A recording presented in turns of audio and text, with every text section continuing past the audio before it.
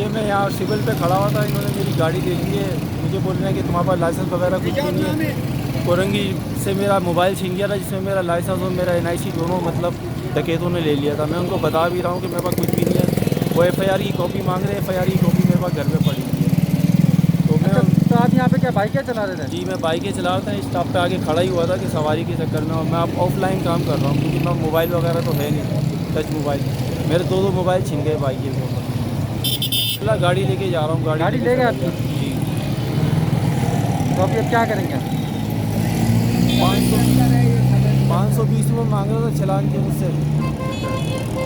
मैं उसको 300 रुपये दे रहा हूँ तो वो नहीं ले रहा, बोला नहीं। मैंने कमाया कुछ नहीं है, क्या कह सकता हूँ। बस यही कि मेरी गाड़ी है, वही मेरा रोज़गार है, इससे मैं अपने बच्चों का रोज़गार चला रहा हूँ। ये ईदगाह सिविल अस्पताल है, ड्रामा सेंटर ईदगाह।